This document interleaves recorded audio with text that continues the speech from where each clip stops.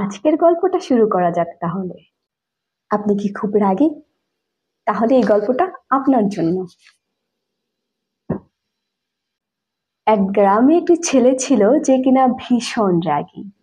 তার বাবা একদিন তাকে একটি কাঠ, কয়েক টুকরা পেরেক আর একটি হাতুড়ি দিয়ে বলল, তুমি যতবার রাগ করবে ততবার এই কাঠে তুমি পেরেক পুঁতবে। তারপর থেকে ছেলেটি যতবার তার রাগ হতো ততবার কাঠে পেরেক গাঁথত। এমন করতে করতে একদিন সে দেখলো কাঠের অনেকটা অংশে তার পেরেক গাঁথা হয়ে গেছে। তখন সে ভাবলো, শুধু শুধু রাগ করে কি লাভ? আমি তো শুধু শুধুই রাগ করছি আর কাঠটা নষ্ট করছি। কাঠে পেরেক গাঁথতেও তো অনেক কষ্ট। তাহলে কেন আমি রাগ করব? না, আজ থেকে আমি আর রাগ করব না।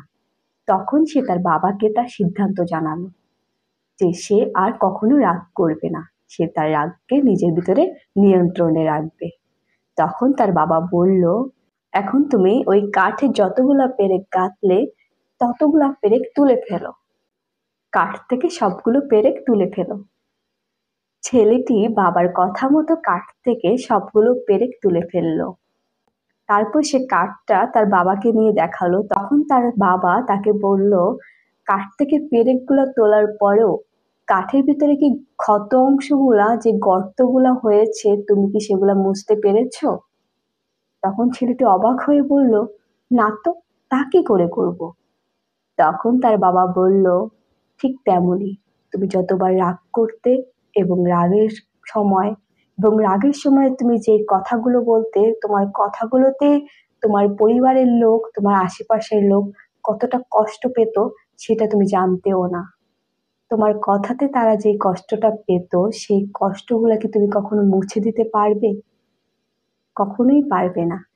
তাই রাগকে নিয়ন্ত্রণে রাখো। ছেলেটি তার বাবার কথা বুঝতে পারল এবং সে সিদ্ধান্ত নিল এখন থেকে সে কখনো রাগ করবে না এবং সবার সাথে খুব ভালোভাবে কথা বলবে।